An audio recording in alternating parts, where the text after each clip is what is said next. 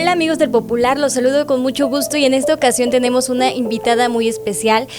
Ya estamos a nada de este 8 de marzo y es importante detallar las cifras, el panorama general que tiene Puebla respecto a la violencia hacia las mujeres, y para eso tenemos una invitada muy especial que es nada más y nada menos que Rosario Arrambide, quien es actualmente directora del Instituto de Derechos Humanos de la Ibero, pero también es abogada, pero también es activista y también es feminista. Así es que muchísimas gracias por acompañarnos en tu espacio en el Popular.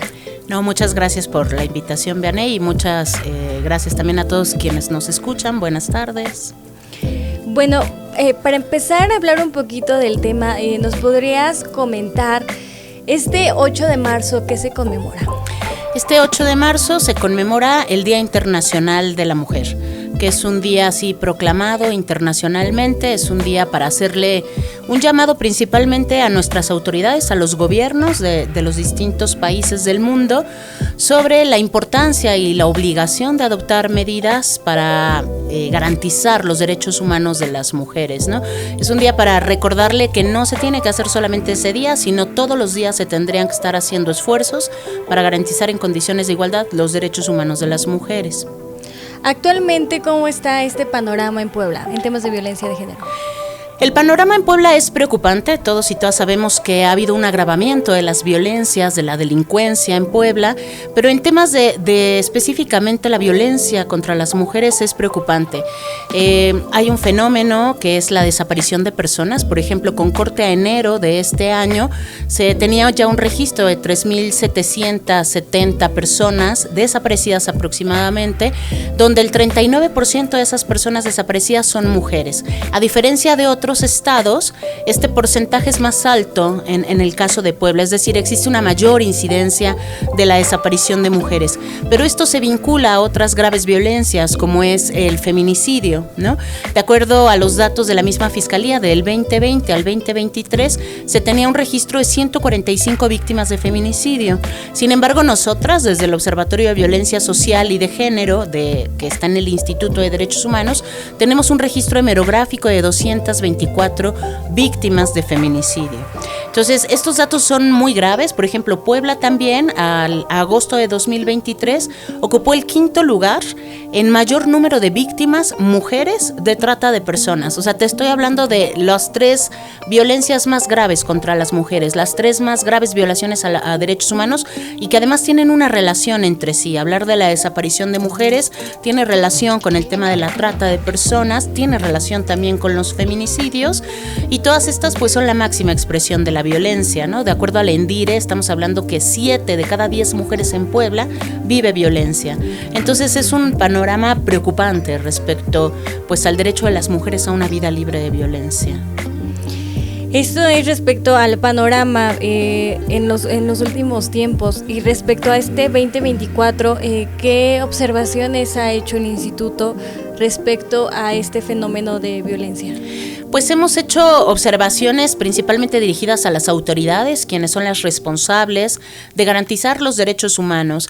Nos parece muy importante que las investigaciones de violencia de género contra las mujeres por parte de la Fiscalía, pero principalmente las investigaciones de feminicidio, se realicen con perspectiva de género, que se realicen adecuadamente los análisis de contexto, pero sobre todo eso, transversalizar en los planes de investigación la perspectiva de género, para no perder de vista nunca durante la investigación las razones de género que hay en cada una de las muertes violentas contra las mujeres. En materia de trata de personas es necesario implementar o adoptar más bien el programa estatal para prevenir y erradicar la trata de personas y para proteger y dar asistencia a las víctimas.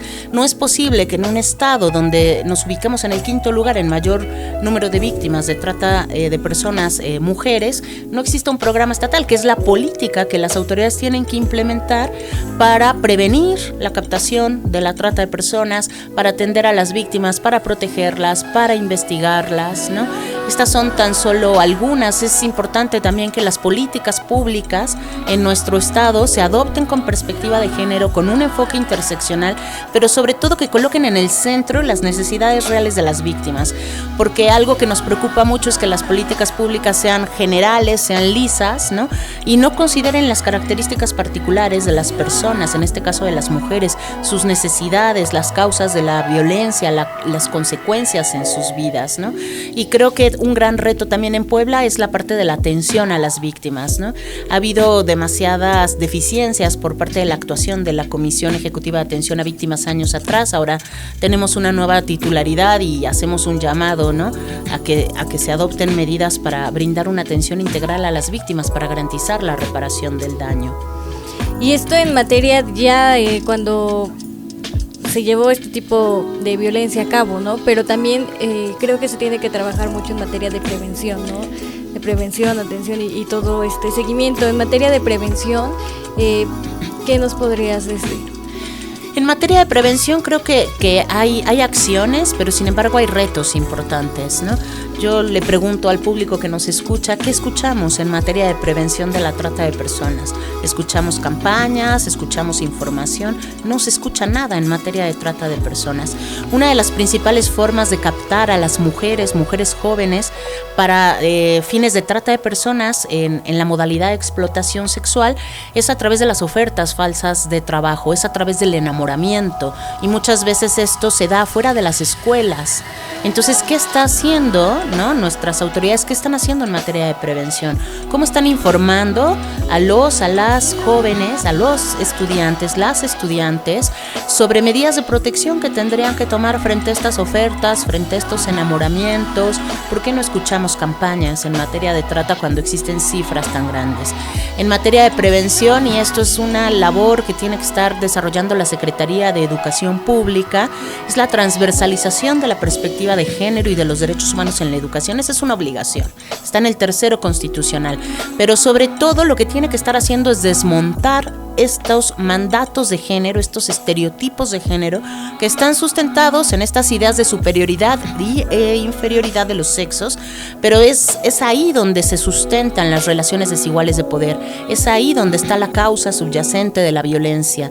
Entonces es necesario educar para transformar mandatos, y esto en lo general, ¿no?, por parte de nuestras instituciones de educación, pero también hay una corresponsabilidad social, ¿no?, porque la educación también viene de la familia, la educación viene de la iglesia, la educación viene de los medios de comunicación, ¿no?, y desde ahí también se tienen que estar enviando mensajes claros de cero tolerancia a la violencia, pero sobre todo eso, de desmontar estos mandatos. Y hay un papel muy importante para los varones, ¿no?, también, que es la deconstrucción de sus masculinidades hegemónicas, ¿no?, o masculinidades tóxicas sustentadas en esta ideología del sexo masculino y del ejercicio del poder y de la negación de las emociones, ¿no?, porque ahí también es donde se sustentan o se sostienen las relaciones de violencia.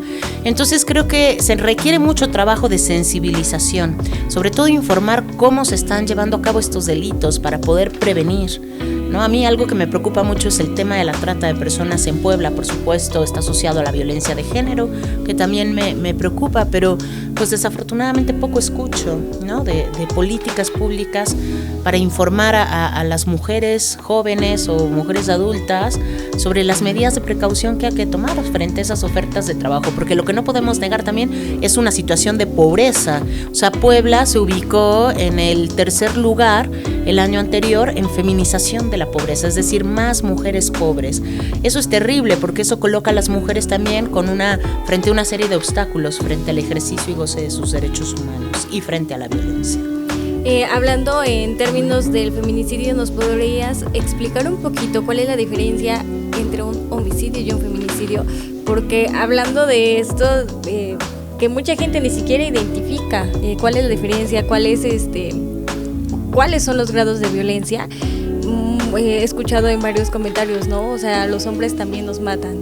Sí, pero tienen características muy similares que parece que ciertas autoridades no las toman en cuenta para clasificar los homicidios o feminicidios. Claro, y esto es bien importante porque los feminicidios, cuando hablamos de un feminicidio, hablamos de un asesinato de una mujer, pero no es un asesinato como otros que se pueden dar por una cuestión de riña o porque un acto delincuencial y uno se resiste y entonces como consecuencia hay una violencia con arma blanca y te asesinan, ¿no? En este caso, el asesinato de mujeres tiene una razón y la razón es el hecho de ser mujeres.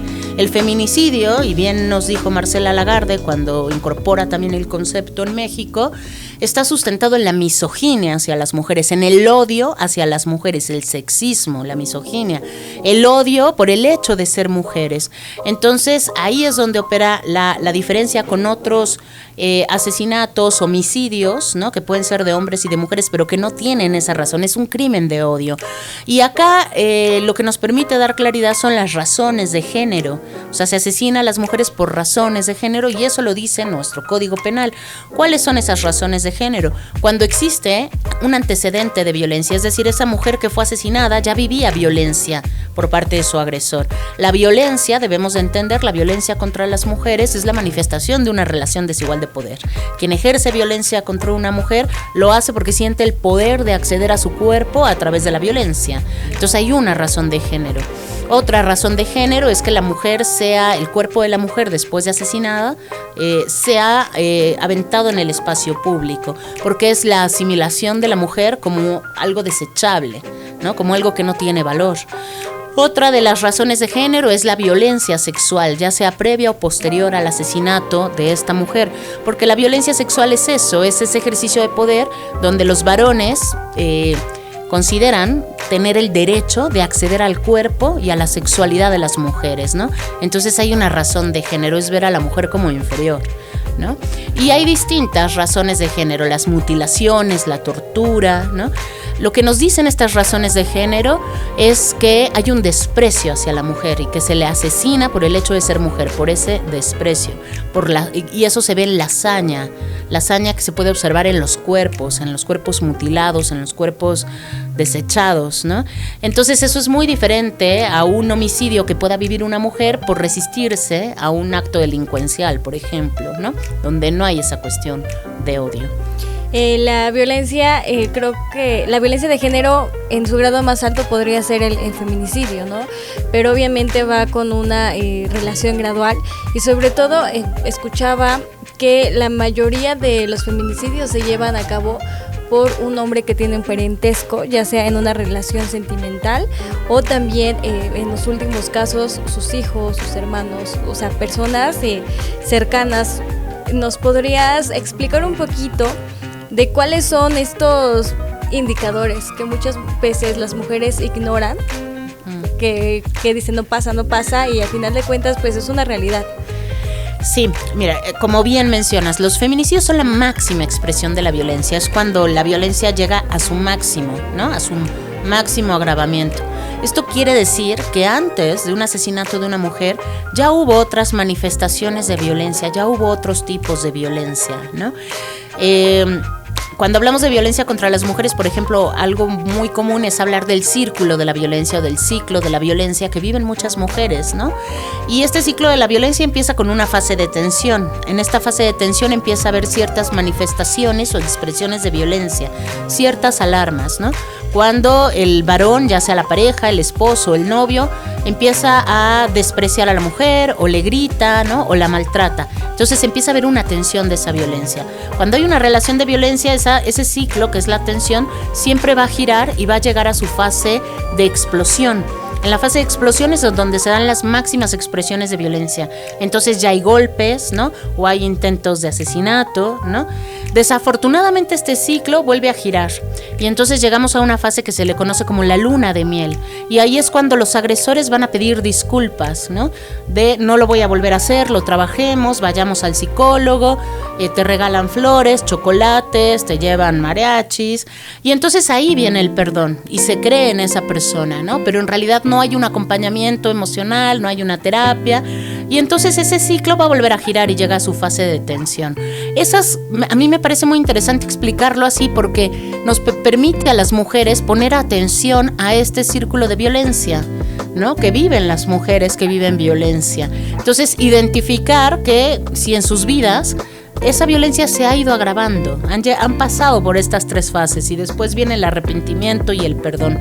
El problema es que en esa fase de explosión, que es como una olla express, que ya no puede aguantar más y explota, es ahí donde muchas veces viene la máxima expresión de la violencia, lo que conocemos como el feminicidio, ¿no? El asesinato a las mujeres. Y que sí, los datos nos indican que los principales agresores son aquellos en los que existe una relación sentimental, ¿no?, entre el agresor y la mujer que vive la violencia.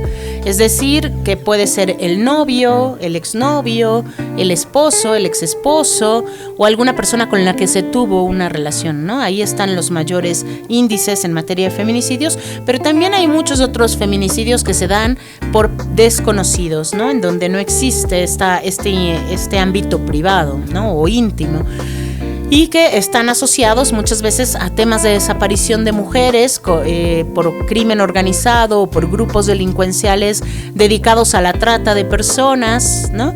Principalmente en la modalidad de explotación sexual, y que cuando es necesario pues ocultarse, ¿no?, o cuando hay algún intento de escapar por parte de la mujer, ¿no?, también hay una máxima expresión, ¿no?, a través de los feminicidios, o cuando los cuerpos son desechables, ¿no?, desde esta visión masculinizada, hegemónica, ¿no?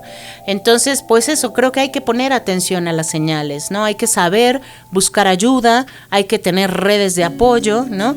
No hay que quedarse calladas, ¿no? Hay que hablarlo, ahora sí que con una persona de confianza, buscar ayuda profesional, buscar organizaciones de mujeres que se dediquen al acompañamiento de otras mujeres en situación de violencia, ¿no? Porque siempre hay que buscar, pues eso, prevenir y protegernos. Que después de identificar alguno de estos aspectos, si alguien que nos está viendo ya identificó en su relación, pero sobre todo si ya identificó en la relación de la amiga, de la mamá, de alguien más, ¿no?, estas señales, estas banderas rojas, ¿qué puedes realizar como acompañante? ¿Cómo puedes hacer algo al respecto? Yo creo que lo principal es escuchar, ¿no? Escuchar a la persona que está viviendo violencia, pero sobre todo brindarle información, hacerle ver que no está sola, ¿no? Hacerle ver que no es la única mujer que ha vivido violencia, porque muchas veces cuando se vive violencia se piensa que esto solo me puede estar pasando a mí. No, 7 de cada 10 mujeres en Puebla viven violencia. Entonces, hacerle ver que no está sola, brindarle información de espacios en donde pueda recibir asesoría jurídica, en donde pueda recibir atención psicológica, saber que existen refugios del gobierno, ¿no?, para mujeres que viven violencia, porque muchas mujeres no salen de una situación de violencia, no solo por la dependencia emocional hacia su agresor, sino también por la dependencia económica o por pensar qué va a pasar con sus hijos, ¿no?, o a dónde me voy a ir. Entonces es brindarle esta información. En Puebla existen distintas organizaciones de mujeres y de feministas que acompañan a mujeres que viven violencia. Nuestras instancias gubernamentales están obligadas a dar atención, a asesorar. Tenemos un centro de justicia para las mujeres, tenemos fiscalías con unidades de atención especializada a la violencia de género contra las mujeres, que están obligadas a recibir cualquier denuncia de violencia de una mujer, a brindarles atención psicológica, a brindarles asesoría jurídica. Entonces, sobre todo eso, que sientan esas mujeres que tienen una red de apoyo, ¿no?, y brindarles la información sobre los espacios a los que pueden acudir, hacerles ver que no están solas. ¿Nos podrías compartir alguna de estos lugares a los que ellas pudieran acudir, algunos colectivos? Sí, no sé si estoy autorizada pero bueno, son públicos, ¿no? Pero hay colectivos como el Taller AC, ¿no? Es una organización que de la sociedad civil que ha acompañado a mujeres. Está CAFIS. Bueno, ahorita son los que me vienen a la mente de algunas de las organizaciones de la sociedad civil, o DECIR también, ¿no? Las que me vienen a la mente. Que en muchas ocasiones ni siquiera se tiene el conocimiento de estos espacios, ¿no? Que creo que es importante en un primer acercamiento, obviamente, y después pues seguir con las denuncias de ser así necesario. Otro tema que nos comentabas, efectivamente, son los hijos, ¿no? Después de, si así lo decide la mujer, de una relación violenta o no violenta por decisión propia, quieren separarse, muchas veces siguen ejerciendo violencia a través de los hijos, que es lo que es la violencia vicaria, adeudamiento de pensión alimentaria. ¿Nos podrías compartir un poco cómo ves el panorama en Puebla? Sí, algo que quiero reconocer, ahora que lo mencionas, es que ha habido un avance importante en Puebla en materia legislativa respecto al reconocimiento de distintas formas de violencia contra las mujeres, de las cuales antes no se hablaba en los marcos jurídicos ni en las investigaciones. Y tú acabas de mencionar la violencia vicaria, pero también está la violencia política, la violencia digital, la violencia ácida, por mencionar la violencia mediática, ¿no? Eso hay que reconocerlo porque se da en un proceso del año 2021 al año 2023.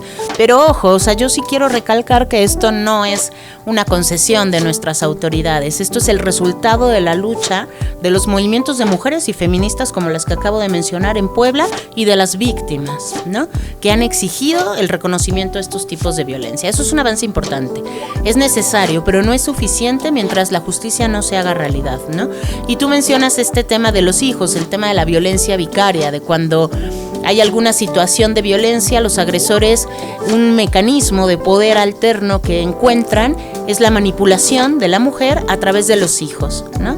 A través de te voy a quitar a los niños, a través de no los vas a volver a ver, pero sobre todo a través de meter ideas, ¿no? En esos niños, ideas negativas o prejuicios respecto a la madre para culpabilizar a la madre de la situación, para invisibilizar la existencia de la madre, ¿no? Y esto tiene impactos grandes en las mujeres, ¿no? Esto es una de las razones por las cuales muchas de las mujeres deciden no denunciar por sus hijos, o por las cuales perdonan al agresor, o por las cuales no tienen la oportunidad de salir de esa relación de violencia. Y que si lo hacen, entonces nuevamente viene este ejercicio de la violencia vicaria, en donde viene la sustracción, por ejemplo, de los hijos, las hijas, la manipulación, y esto tiene impactos grandes para las mujeres, ¿no?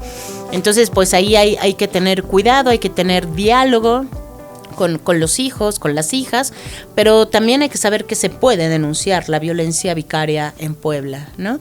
Y algo muy importante, ahora que me viene a la mente con esto, es... Esta es una de las razones por las cuales no denuncian, pero también colocar que en Puebla, como en el resto de los estados, existe una cifra negra del 98%, y esto me parece preocupante. Es decir, el 98% de las denuncias en su generalidad, de los distintos delitos, pero principalmente de violencia contra las mujeres, no se denuncian. No se denuncian y no se abre una carpeta de investigación, es decir, quedan en la impunidad.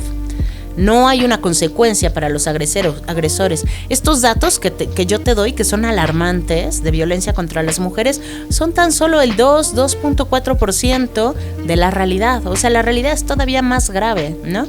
Y esto me hace pensar, a la luz de lo que decías, la encuesta del ENDIRE, la encuesta de la dinámica en las relaciones en los hogares, nos dice que una de las razones por las cuales las mujeres no denuncian es por miedo a su agresor, es por qué van a decir sus hijos, es por el miedo de lo que va a pasar con sus hijos o qué va a pensar la familia, o por desconfianza en las autoridades, ¿no? Un poco relacionado a estas razones por las cuales las mujeres no denuncian, incluida la violencia vicaria, ¿no? La violencia vicaria. Y sobre todo esto en materia de deudas, de deudores alimentarios, que es igual un tema muy importante. Tuvimos la oportunidad de realizar una entrevista con madres que formaron un colectivo y nos platicaban del prácticamente recorrido que tienen que hacer, ¿no? Y ellas me explicaban, es que después de vivir una violencia de género ya por parte de la pareja, después te pasas a la violencia vicaria, pero además hay violencia por parte de las instituciones, y hay violencia por parte de la sociedad, y hay violencia, entonces dices, es un círculo muy, muy grande de violencia. Respecto a deudores alimentarios, ¿qué nos podrías platicar? Pues es lo que hablamos por violencia económica, ¿no? O sea, no basta la violencia, como bien mencionas, que se ejerce contra las mujeres en el ámbito familiar, ¿no? Por parte de sus parejas, por parte de sus esposos, ya sea en unión libre, ¿no? Hay todo un ejercicio de violencia. Luego, efectivamente, la violencia vicaria. Pero luego, cuando viene la separación, cuando las mujeres buscan separarse para salvaguardar su vida, para salvaguardar su integridad, ¿no? Y muchas veces lo hacen con sus hijos, porque las mujeres no abandonan a los hijos, ¿no? A diferencia no abandonan a sus hijos, ¿no? Bueno, no voy a generalizar, pero cuando esto sucede, además, se van a enfrentar a una violencia económica, ¿no? Los marcos legales nos dicen que debe de existir una pensión alimenticia por parte del varón, ¿no? Y esa pensión alimenticia es para la manutención de los niños, ¿no? Si la mujer trabaja, pues ahí la pensión alimenticia es proporcional entre ambos. Pero esta pensión alimenticia es para los hijos, ¿no? Para la alimentación, para la vivienda, para la educación, para los útiles, para el vestido. Sin embargo, los padres ahí se olvidan, ¿no? Del amor a sus hijos, se olvidan de sus responsabilidades, porque esa es un ejercicio más de poder hacia las mujeres. Tú te quisiste ir, tú te quisiste separar, bueno, resuélvelo. O te voy a presionar, no te voy a dar esta pensión alimenticia para que tú veas cómo me necesitas y vas a regresar conmigo. Es un ejercicio de presión, es como la violencia vicaria, es una forma de manipular a las mujeres para que se sientan dependientes de los varones y para que regresen con ellos, ¿no? Y pues ahí se está afectando además la integridad, la vida de niños y niñas o adolescentes, ¿no? Entonces es muy fuerte y como bien mencionas, pues es un círculo y que no termina ahí, ¿no? Las mujeres que viven violencia además se enfrentan, además de todos estos tipos de violencia, se van a enfrentar también a una violencia, a un ostracismo, ¿no? De cómo fuiste capaz de dejar al padre de tus hijos, cómo fuiste capaz de dejar a tus hijos sin padre, ¿no? Es que tú eres mala, rompiste con todos estos prejuicios de género de lo que debe ser la mujer. Pero además se va a enfrentar a una serie de obstáculos en materia de acceso a la justicia. Desde el momento en el que va y pone la denuncia, ¿no? Y esto lo digo por la experiencia que he tenido en acompañamiento a mujeres que viven violencia y porque además está en los informes y está en los datos oficiales, ¿no? Pues se enfrenta primero a una serie de estigmatizaciones o de culpabilización por parte de las autoridades encargadas de la recepción de la denuncia, culpabilizar a la mujer por lo que le pasó, pero además una serie de irregularidades y de deficiencias en la investigación, ¿no? Que al final rebasan también la capacidad de las mujeres, ¿no? O sea, tienen impactos en la vida de las mujeres, tienen impactos psicosociales y todo porque pues hay un debilitamiento institucional en las instancias de procuración de justicia, principalmente en la fiscalía, en lo que respecta pues a la investigación de los delitos, ¿no? Pocos son los casos que llegan a una sentencia, ¿no? Y eso pues lo que hace es mandar un mensaje de impunidad. Sí, sobre todo es esta parte social que me comentaba, ¿no? Es que a mí me dicen, es que tú elegiste mal al padre, ¿no? O esto de tú puedes sola, tú sácalos adelante sola y todo ese tema. Y hablando un poco en el sector social, como seres sociales, ¿qué podemos hacer? ¿Qué podemos aportar para disminuir estas brechas, para... Creo que el simple hecho de este mensaje que les estamos enviando a las víctimas y que muchas mujeres que son víctimas y que no han alzado la voz escuchan, ¿no? Y dicen, no, pues entonces mejor me callo, ¿no? Porque así les está yendo por hablar. ¿Qué es lo que podemos hacer como sociedad? Pues primero, no culpabilizar a las mujeres, entender que las mujeres no son culpables de una situación de violencia, las mujeres no son culpables de dejar la relación de violencia, de dejar al agresor, las mujeres no son culpables de romper familias, ¿no? O sea, las mujeres que hacen esto están luchando por su vida, están luchando por la vida de sus hijos y sus hijas, están luchando por la seguridad.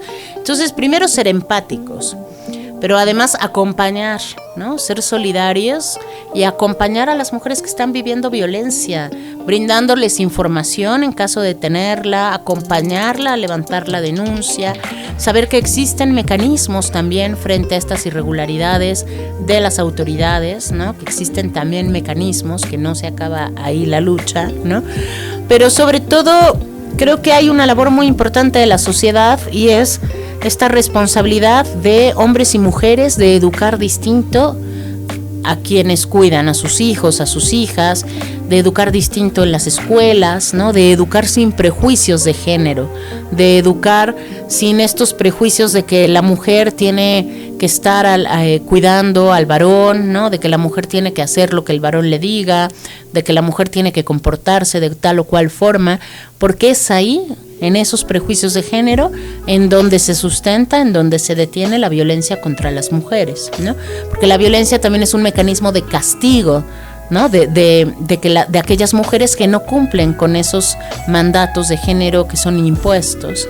Y entonces cuando hay una ruptura de estos mandatos, hay un castigo por la ruptura de esa norma, que puede ser por el agresor o por la sociedad, ¿no? Entonces creo que hay que ser empáticos, pero también hay que formar de forma distinta. Y ya por último, ¿alguna cifra más que nos quieras compartir? ¿Algo más que nos quieras decir? Pues más bien en positivo, o sea, más allá de, ya hablamos de cifras, más bien como eso, el 8 de marzo, ¿no? También es un día para que las mujeres recordemos que tenemos derechos humanos, ¿no? Y que las autoridades están obligadas a respetar nuestros derechos humanos, a promoverlos, a protegerlos y a garantizarlos. Que el 8 de marzo es un día para estar conscientes, ¿no? Y para exigir también, ¿no? Como para recordarnos que esa exigencia es diaria, ¿no? Reconozco que cada vez hay más mujeres que luchan, que exigen sus derechos humanos, ¿no? Recordarle también a quienes nos escuchan que el 8 de marzo no es un día para estar felicitando a las mujeres, no es un día para estarles regalando flores a las mujeres o detalles en el trabajo. Hacer eso es terrible. O sea, hacer eso es mercantilizar un 8 de marzo, el 8 de marzo se nombró así por una serie de catástrofes, ¿no? Donde murieron mujeres a causa del no reconocimiento de sus derechos humanos, a causa de condiciones indignas de trabajo. Eso es lo que da origen a un 8 de marzo. No es un día de felicitación porque somos mujeres, sino es un día de reconocernos, de reconocer que tenemos derechos, que tenemos que exigirlos, que las autoridades tienen la obligación de cumplirlos, ¿no? Y entonces, pues eso, un mensaje también de empatía a quienes viven violencia, pero que también la lucha es digna, luchar es digno, ¿no? Y hay que seguir haciéndolo, y hay que luchar por nuestros derechos, más allá de todos los obstáculos a los que nos enfrentemos, que no están solas, que hay muchas mujeres en situaciones iguales, pero que hay muchos espacios también que estamos acompañando, ¿no? Incluido en el instituto, que me faltó en la lista, ¿verdad? Que estamos acompañando a mujeres que viven violencia o a mujeres que viven violaciones a derechos humanos. Y hablando un poquito del instituto, ¿a qué podemos recurrir al instituto? Pues en el instituto tenemos distintas acciones, ¿no? Pero en materia de violencia contra las mujeres lo que hacemos es acompañar mediante la exigibilidad. Tenemos, por ejemplo, un área de orientación jurídica y psicosocial en temas de graves violaciones a derechos humanos, ¿no? Pero sobre todo acompañamos mediante acciones de exigibilidad, ¿no? Orientamos, pero hacemos otras acciones para visibilizar lo que las autoridades no están haciendo, para presionar a que las autoridades hagan su trabajo, ¿no? Hemos acompañado también a través de otras acciones como talleres, ¿no? Talleres en materia de violencia o sobre qué hacer frente a la violencia, ¿no? Entre otras acciones de investigación, de formación, etcétera. Te agradecemos bastante que hayas aceptado la invitación a esta entrevista. Te agradecemos bastante y sobre todo el Popular reconoce tu labor altruista y activista en pro a los derechos de las mujeres y a los derechos en general. Hola, yo soy Rosario Arrambide González, yo colaboro en el Instituto de Derechos Humanos Ignacio Ellacuría de la Ibero Puebla, soy también defensora de derechos humanos y estoy en el Popular.